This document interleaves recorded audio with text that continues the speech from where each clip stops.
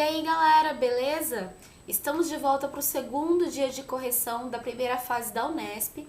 Agora vamos ver a prova que a galera dos cursos de Exatas e Humanas fizeram. Pois bem, a biologia ela começa na questão 61 e traz pra gente os versos da canção Passaredo. E nesses versos nós encontramos uma série de nomes populares para aves, como pintacilgo, pinta-roxo, uirapuru, trigueiro, colibri, enfim. Nesse trecho da canção, os autores citam 23 nomes populares pelos quais essas aves são conhecidas. Contudo, no que se refere à classificação taxonômica, e considerando apenas as informações do trecho da canção, as aves citadas pertencem a... E ele começa, letra A, 23 gêneros, letra B, um único gênero, letra C, 23 espécies, letra D, uma única família. Galera, os versos da música só trazem nomes populares e não nomes científicos. E para eu saber quem que é uma espécie diferente de quem aqui, né? E que espécie pertence a determinado gênero, eu preciso do nome específico, científico, né? Daquele bicho, daquele animal, daquela espécie. Não tem como. Só dá através do nome científico. E a questão não deu nenhum nome científico. Então, na verdade, tudo isso daqui é uma grande pegadinha. Não dá pra saber. Nem família não dá pra saber, porque ele não traz nenhuma informação sobre família também. A única coisa que a gente tem certeza, porque tá falando aqui no enunciado, é que todo mundo aqui são aves. E aves é uma grande classe dentro dos vertebrados, dentro dos cordados. A gente tem lá os peixes, as aves, os répteis, os mamíferos, os anfíbios, essas são as grandes classes dentro dos vertebrados. Então, já que todo mundo aí é ave, eu posso afirmar com certeza que todo mundo pertence à mesma classe, a classe das aves. Mas não dá pra falar mais nada a respeito. Aí, que são animais, né? Reino Animalia, que são cordados, porque todas as aves são cordados, né? Estão dentro dos cordados. Mas mais específico do que o nível de classe, a gente não tem informação suficiente para isso. Portanto, a única alternativa que está sendo correta aqui é a letra E. Então, todo mundo pertence a uma única classe, mas não se pode inferir sobre o número de gêneros. Uma questão aí bem basiquinha que tenta fazer uma pegadinha sobre taxonomia. Vamos agora para a questão 62, que traz pra gente a manchete: cientistas identificam um possível paciente zero da peste bubônica, morto há 5.000 anos. Um homem que morreu há mais de 5.000 anos foi enterrado com 3 outras pessoas em um cemitério neolítico, na área em que hoje é a Letônia, às margens do rio Salak. Os pesquisadores sequenciaram o DNA dos ossos e dentes dos 4 indivíduos e os testaram para bactérias e vírus. Eles ficaram surpresos ao descobrir que um caçador-coletor, um homem na casa dos 20 anos, foi infectado com uma antiga cepa do agente causador da peste bubônica. Os dados presentes no texto permitem supor que o caçador-coletor fora acometido por uma infecção. Gente, peste bubônica e peste negra é a mesma coisa. É uma doença bacteriana causada pela bactéria Yersinia pestis, que é transmitida pelo ser humano através do vetor pulga. Essa pulga é a pulga do rato. Então, a pulga do rato consegue transmitir a doença pra gente através da sua picada. Portanto, a gente já pode eliminar aqui, né, olha, a D e a E que tá falando que peste bubônica é viral. Não, é bacteriana. Vamos lá, ó. Bacteriana adquirida por ingestão de alimentos ou água contaminados com fezes de animais? Não, gente, é picada da pulga. Bacteriana, adquirida pela mordida de um roedor infectado ou pela picada de pulgas desse animal e que, atualmente, pode ser tratada com antibióticos. Verdade, doenças bacterianas, hoje em dia, a gente consegue tratar com antibióticos. A única coisa que deixa meio assim nessa questão é falar aqui, ó, adquirida pela mordida de um roedor.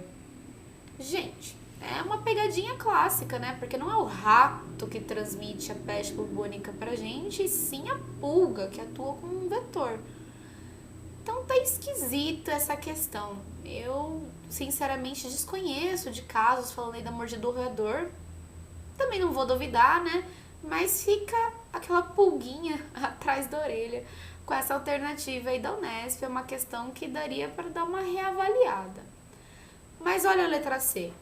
Uma infecção bacteriana, verdade, né? Adquirida pela inalação de bacilos em suspensão no ar circundante e que eventualmente pode ser tratada com antibióticos e evitada com a vacinação. Não, gente. A peste bubônica vai ter aqueles sintomas de peste bubônica quando ela é transmitida pela picada da pulga. Mas essa bactéria também pode ser transmitida via respiratória, mas aí ela vai ocasionar algo parecido com uma pneumonia e não a peste bubônica propriamente dita. Então, de fato, a alternativa que melhor responde essa questão é a letra B. Sem falar que vacinação para peste bubônica é algo que tem sido pesquisado em 2021.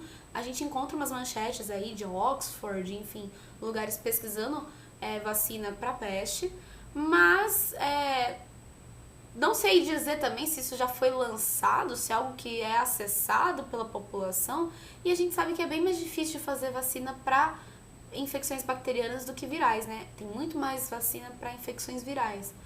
Então, a letra B é a que melhor responde, mas não é uma alternativa perfeita, né? Fica aí essa questão se o rato realmente pode transmitir a peste negra, sendo que a gente sempre bate tanto no ponto de que é a pulga que é o vetor dessa doença. Então, vamos ver se a Unesp se posiciona a respeito dessa questão, mas de todo modo, por eliminação, somente a letra B que chega aí a responder o que está sendo perguntado sem cometer grandes erros. Agora, na questão 63, nós temos uma fortíssima interdisciplinaridade com a matemática. Ai, ai, ai. E o que é legal, né? Considerando que a galera de exatas tá fazendo essa prova. Então, vamos dar uma lida nesse texto que ele é importante pra gente conseguir resolver essa pergunta. Em um filme de ficção científica, um cientista resolveu criar animais que fossem metade espécie A e metade espécie B. Por exemplo, um crocopato, metade crocodilo e metade pato. Ou um chimpanfante, metade chimpanzé e metade elefante. Cada um desses animais criados em laboratório seria uma quimera, um híbrido, um animal resultante da fusão de duas espécies diferentes. Nesse filme, o cientista tinha 20 espécies com as quais trabalhar e seu objetivo era criar todas as quimeras possíveis a partir da combinação de duas espécies diferentes, ao ritmo de uma nova quimera por dia em todos os dias da semana. A figura ilustra uma das combinações que o cientista desejava obter, um tubavalo, metade tubarão e metade cavalo. Na vida real, ainda que com grandes limitações, os cientistas já são capazes de criar organismos que expressam características fenotípicas de interesse incorporadas de uma outra espécie, como bactérias que sintetizam insulina humana. E o nome disso aqui é transgenia, né? Quando você coloca um gene de uma outra espécie num organismo, isso é transgenia. E apareceu transgenia na prova de ontem da Unesp. Então, olha, o tempo necessário que o cientista do filme levaria para produzir todas as combinações quiméricas e o nome da técnica que os cientistas da vida real utilizam para obter organismos com características genéticas de outras espécies são, respectivamente, bom, acabei de falar que é transgenia, então a gente já consegue eliminar aqui as alternativas A, que está falando de terapia gênica, C, que está falando de clonagem, e D, que está falando de terapia gênica.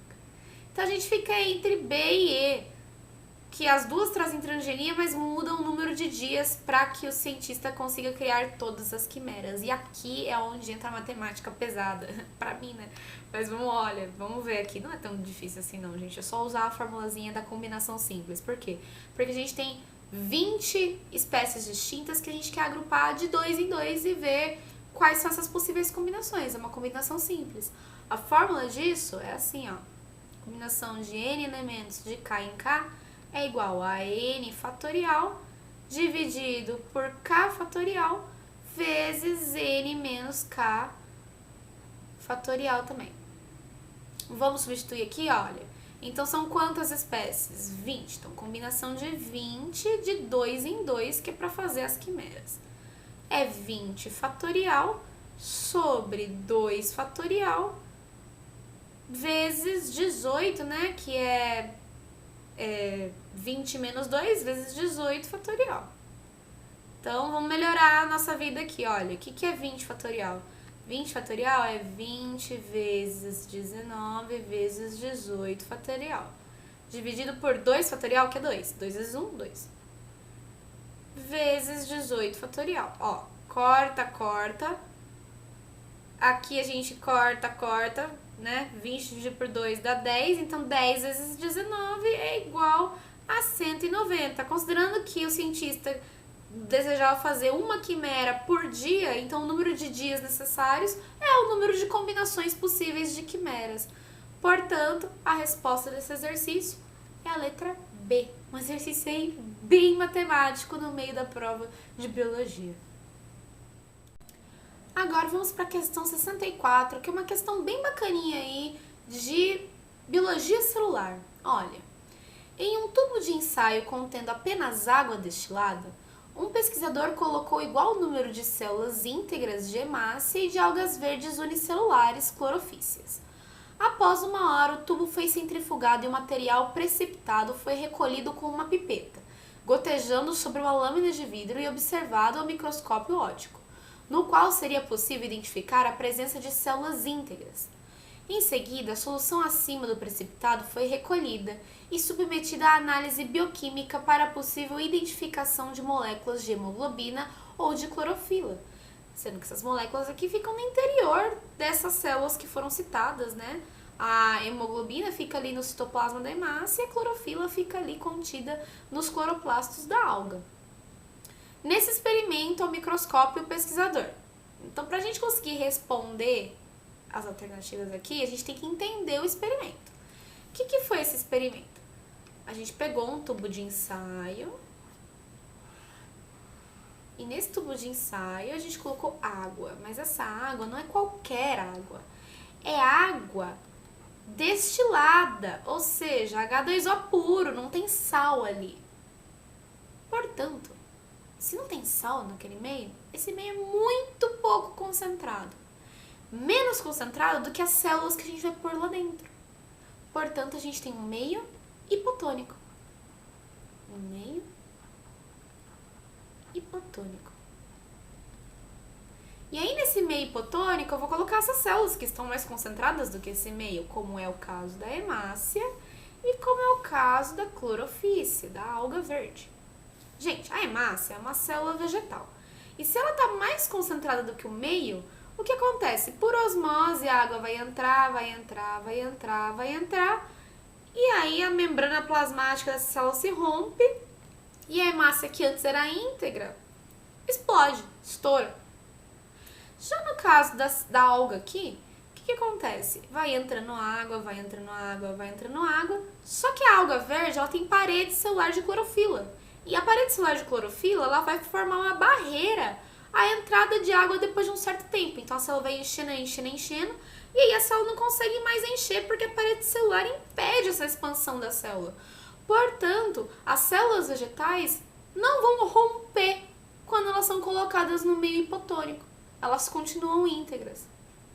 Dessa forma, o que eu vou observar depois de fazer todo o processo de centrifugação? Eu vou observar algas íntegras, somente as algas, né? A hemácia se rompeu por conta da osmose. Então, olha aqui, eu vou observar, não observei células íntegras? Não, a gente observa a alga porque ela tem parede celular que protegeu ela aí da entrada excessiva de água por conta da osmose. Letra B, observou células íntegras de hemácia? Não, célula animal não tem parede celular. Observou apenas células íntegras de alga? Verdadeiro. Aqui, ó, alga, hemácia, não, e aqui embaixo, hemácia também não. Então, só sobrou a letra C aí pra gente, mas vamos continuar vendo a letra C. Então, verdade, só sobrou a célula íntegra de alga. Só que daí, se a gente for pegar o precipitado da centrifugação, o que é isso? Então, depois de centrifugar, o que era mais pesado foi parar lá no fundo do nosso tubo de ensaio. E o que era mais leve ficou aqui na parte aquosa.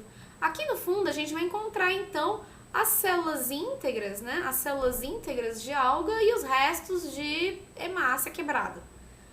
E na solução aqui em cima, que ficou em suspensão, a gente vai encontrar as moléculas que foram liberadas naquele meio e não são tão pesadas a ponto de ir para o fundo, como, por exemplo, a clorofila e a hemoglobina.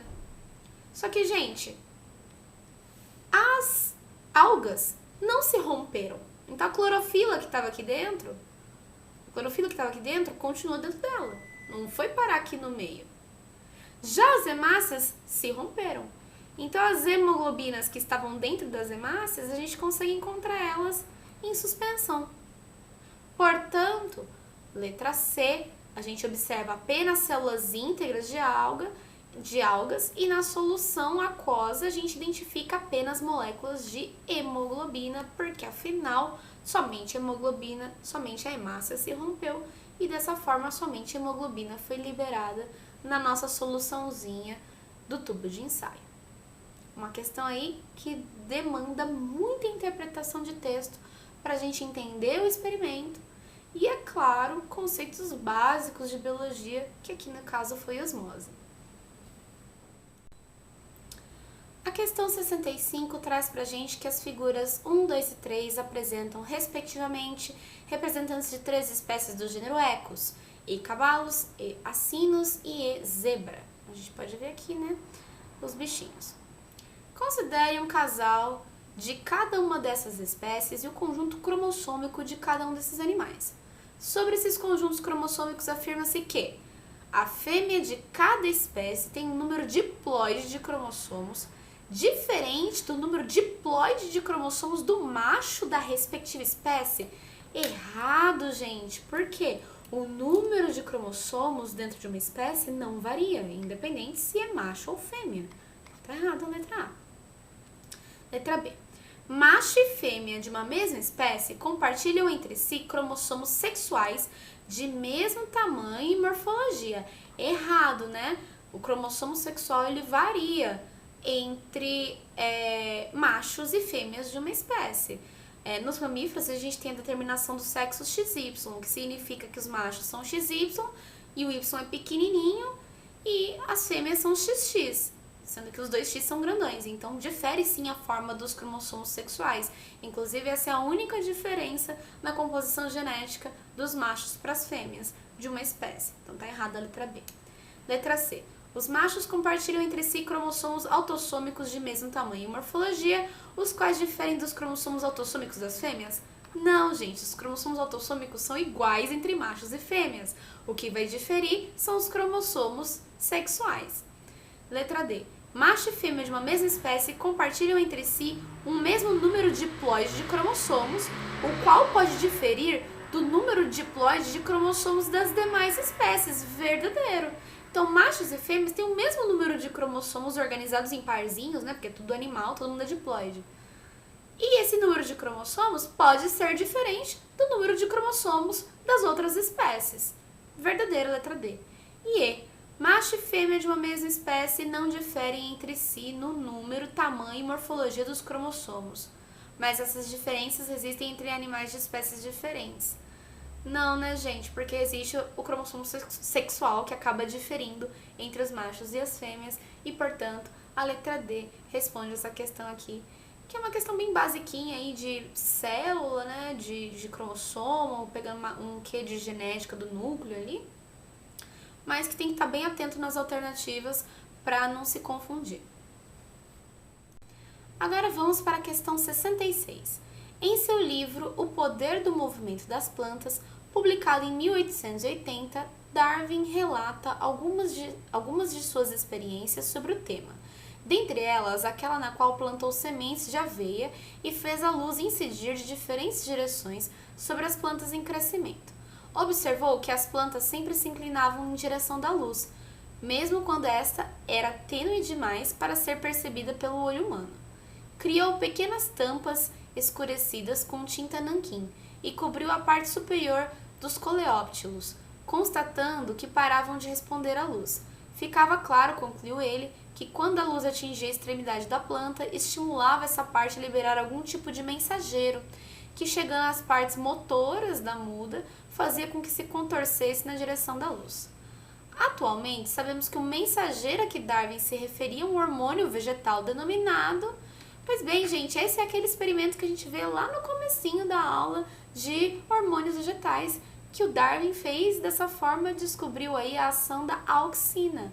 Então, quem faz a planta crescer em direção à luz é a auxina. E, se a gente se lembrar do mecanismo, como que funciona? A gente tem aqui, então, né, a pontinha da planta, aqui a gente tem o meristema apical caulinar, que é onde a gente vai produzir a auxina. E aí, o que acontece? A luz está batendo daqui.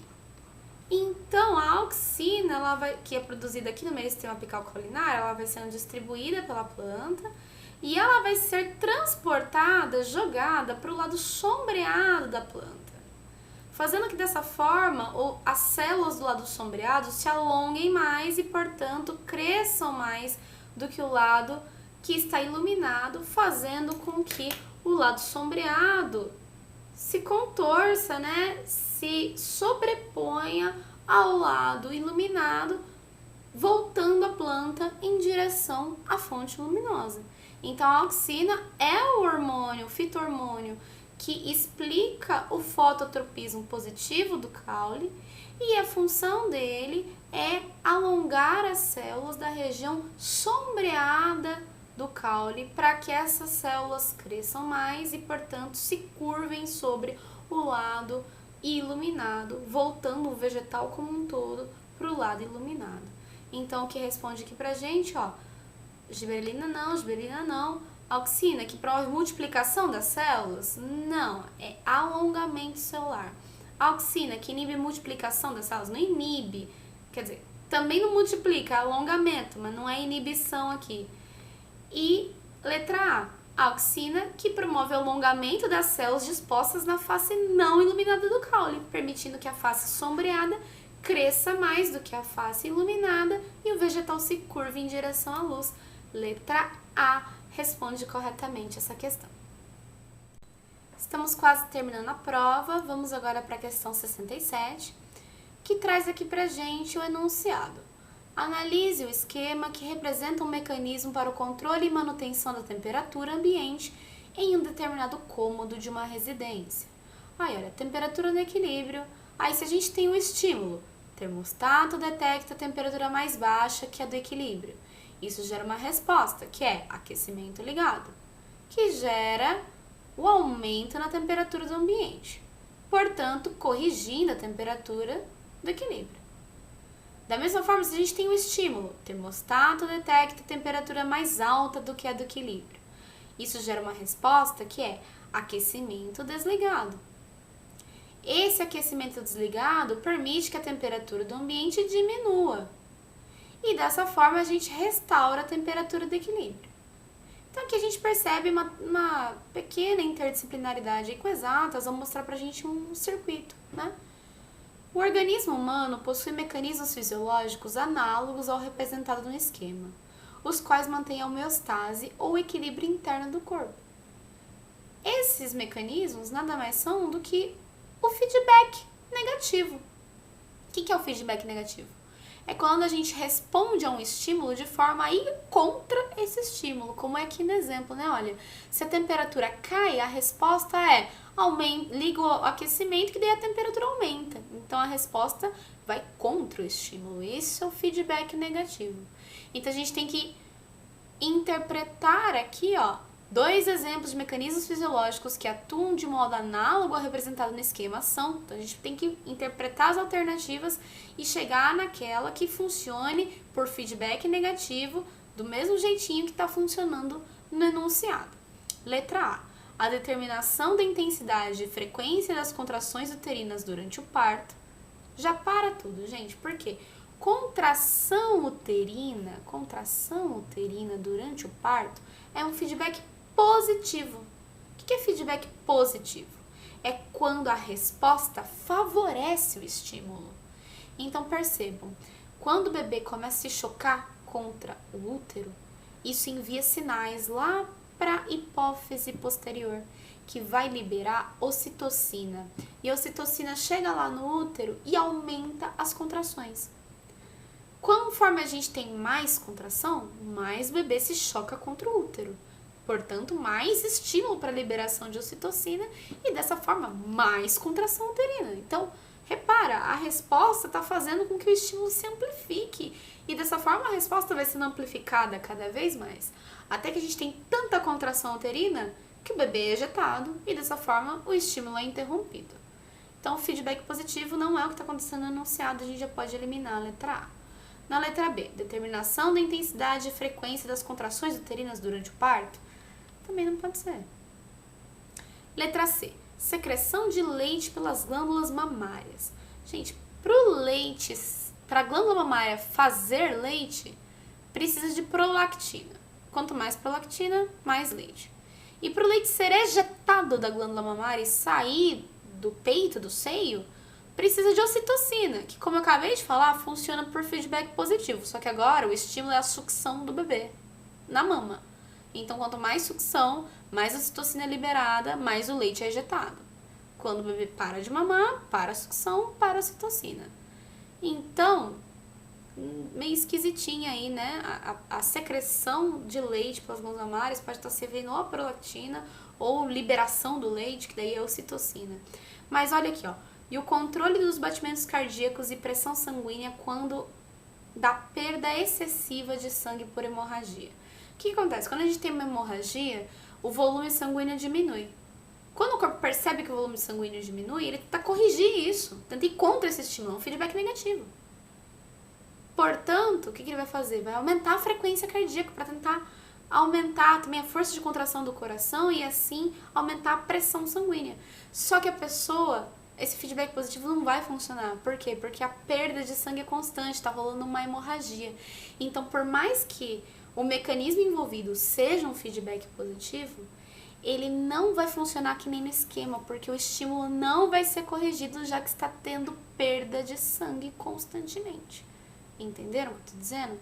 Então, é um feedback negativo, que nem é denunciado, mas que não está funcionando, porque aqui é um problema do corpo, é uma hemorragia perdendo muito sangue. Aí tem que ir para o hospital, né? Então, a gente elimina a letra C com certeza. Letra D. O controle dos batimentos cardíacos e pressão sanguínea quando a perda excessiva de sangue não pode ser, como eu disse, né? Por mais que seja um mecanismo de feedback negativo percebi a pressão caindo, vou aumentar a minha frequência cardíaca, as contrações do meu coração para corrigir essa pressão, né? Mas só que não dá certo, porque o sangue continua indo embora, né? Então esse feedback negativo do sistema cardiovascular não está corrigindo o estímulo porque é um defeito aí, né? Um problema que aconteceu no corpo.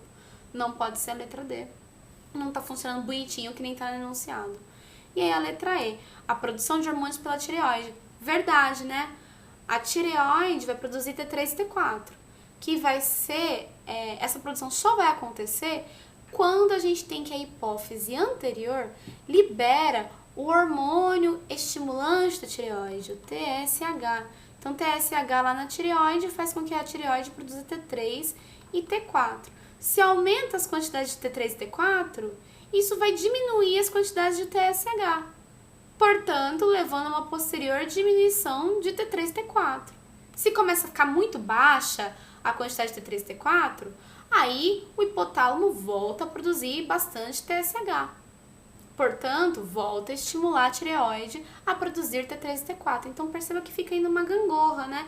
Dessa forma, o nosso organismo sempre vai ter uma quantidade mais ou menos constante de T3 e T4. É um feedback negativo que está funcionando bonitinho. E ó, o controle da quantidade de glicose no sangue também é feedback negativo, tem a ver com o pâncreas, né? Quando a gente tem muita glicose no sangue, o pâncreas libera insulina. Insulina faz com que a glicose seja retirada da circulação sanguínea. Caiu muito o nível de glicose da circulação sanguínea, a gente para de liberar a insulina e passa a liberar outro hormônio, o glucagon. E o glucagon vai fazer com que a glicose volte para a corrente sanguínea, né? Vai chegar lá no fígado e mandar o fígado degradar seus estoques de glicogênio. Portanto, liberando a glicose na corrente sanguínea e corrigindo a glicemia. Aí a gente vai lá e se alimenta e a glicemia sobe de novo, para a secreção de glucagon, volta a secretar insulina. É uma gangorra. Dessa forma, a nossa glicemia ela tende a ficar ali sempre mais ou menos constante, tirando as variações aí de quando a gente está num jejum muito longo ou quando a gente acabou de comer. Então, é feedback negativo que funciona, é a letra E. Então, essa questão aqui é uma questão um tanto complexa, né? Tem que lembrar toda a questão regulatória da endocrinologia, da fisiologia endócrina e prestar bastante atenção aí nessa pegadinha do batimento cardíaco na hemorragia, que apesar de ser um feedback negativo, ele não está conseguindo corrigir o estímulo como está acontecendo no enunciado. Então agora vamos para a última questão da prova de biologia, a questão 68, que traz pra gente de novo a genética mendeliana. Caiu ontem na prova domingo, caiu hoje na prova segunda, só que aqui tem mais conta do que teve ontem no domingo. Então a gente percebe que a prova de biologia da Unesp que rolou nessa segunda-feira é uma prova mais puxada para exatas, o que faz sentido, já que a gente teve candidatos de cursos de exatas fazendo essa prova, mas a gente também teve a galera de humanas, né?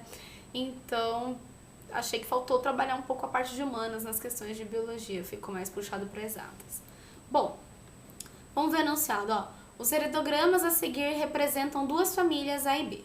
Na família A, os indivíduos representados por símbolos escuros apresentam daltonismo, uma característica genética de herança recessiva ligada ao sexo. Já tá dando essa informação pra gente. Na família B, os símbolos escuros representam indivíduos portadores de acondroplasia ou nanismo, uma característica genética de herança autossômica dominante. Também já deu essa definição pra gente. Não há histórico de ocorrência de daltonismo na família B e não há histórico de ocorrência de acondroplasia na família A. Ok, vamos lá, né, gente? Bom, vou parar aqui já e vamos organizar esse enunciado antes de continuar lendo. Então, a gente já tem 2 heredogramas, falta a gente completar o máximo de genótipos possíveis. O enunciado diz pra gente que na família A nós temos o daltonismo marcado, pintadinho. Então, essa mulher aqui, ela é daltônica, se é uma herança recessiva ligada ao X, então ela tem que ter 2 Dzinhos lá no cromossomo X. O homem não é daltônico, então tem que ter um Dzão e ele tem um Y porque ele é um homem. Já aqui embaixo, ó, 2 filhos que são daltônicos, então eles receberam o XDzinho da mãe e o Y do pai, XDzinho da mãe e o Y do pai, e uma menina que recebeu o XDzão do pai e a mãe só tinha XDzinho para dar. Já na família B, tá marcando a acondroplasia, que é herança autossômica dominante. Portanto, quem não tem a acondroplasia é Azinho, Azinho. Se essa mãe tem Azinho, então todos os filhos receberam um Azinho. Se esses filhos têm acondroplasia, então eles têm um Azão, que veio desse pai, que também tem que ter um Azinho, já que ele teve um filho que não tinha acondroplasia. Supondo que a mulher 2-3, essa aqui, da família A, venha ter um bebê com o homem 2-1 da família B, tá aqui. A probabilidade de a criança ser uma menina que não tenha daltonismo, nem acondroplasia, e a probabilidade de ser um menino que não tenha daltonismo nem acondroplasia são, respectivamente, então vamos lá. Eu vou copiar esse casal aqui do lado para facilitar a nossa vida, ó. Tá aqui. Aqui que o enunciado quer que nasça uma menina que não seja daltônica nem tenha acondroplasia e um menino que não seja daltônico nem tenha acondroplasia. Eu sei que essa mulher aqui, ela é uma portadora do daltonismo e ela não tem acondroplasia, o enunciado fala isso pra gente. Já esse cara aqui, ele não é daltônico e ele é heterozigoto para acondroplasia. Então, reparem que a gente está trabalhando com 2 características ao mesmo tempo, né? Segundo a lei de Mendel. Aqui é mais fácil a gente trabalhar primeiro o daltonismo, depois a acondroplasia. Então, vamos ver qual que é a chance de nascer uma menina que tem um XDzão, X alguma coisa aqui, né? Que ela não seja daltônica. Então, o cruzamento fica XDzão, XDzinho da mãe, com XDzão e Y do pai, que dá XDzão, XDzão, XDzão, Y, XDzão, XDzinho, XDzinho, Y. Então, qual que é a chance de nascer uma menina que não tenha daltonismo? Olha, todas as meninas realmente não vão ter daltonismo, mas de todos os cruzamentos possíveis aqui, olha, é 50% de nascer menina sem daltonismo. Então, meio. E quero que ela seja, eu quero que ela não seja daltônica e que ela não tenha acondroplasia. Vamos fazer esse cruzamento agora, ó. Fica azão, azinho do pai, com azinho, azinho da mãe. A mãe só tem azinho pra dar. Fica azão, azinho, azinho, azinho. Então, a chance de não ter acondroplasia é de meio, portanto, 1/4 da menina não ser daltônica e não ter acondroplasia. Ah, mas não precisa multiplicar por meio de nascer menina? Não, porque aqui nesse caso eu já contei ele aqui nas probabilidades do cruzamento do daltonismo, né? Olha, se eu falasse, 100% das meninas não vão ser daltônicas, aí eu teria que multiplicar por meio. Mas eu já considerei que de todos os possíveis filhos aqui, metade é menina não daltônica. Então não precisa multiplicar por meio de novo. Cuidado com a pegadinha aí. Quando a gente tem cruzamentos de herança ligado ao X, a gente já tem o resultado do sexo biológico dos filhos. Então, se você for pegar em relação ao todo, né? Então, 2 em relação a 4 são meninas não daltônicas, aí você não precisa multiplicar por meio. Presta atenção nisso daí. Agora o cara, né? Olha, eu quero que ele seja XDzão Y e Azinho, Azinho. Então, qual que é a chance de nascer um menino? Qual que é a chance de nascer um menino não daltônico? Olha, é 1 em 4 possibilidades. Então, é 1/4. E dele não ter acondroplasia não muda, né? Porque herança autossômica é meio. Então, isso daqui dá 1/8. 1/4 é igual a 25%. E 1/8 é igual a 12,5%. Portanto, letra B responde essa pergunta. Uma questão genética meio trabalhosa, né? Percebam que a gente demorou um tempinho a mais para conseguir fazer ela. E é isso, gente. O que vocês acharam dessa prova? Fiquem espertos que a gente vai continuar fazendo correção de vestibular, só que agora o próximo é o Enem. Então, até a próxima, gente!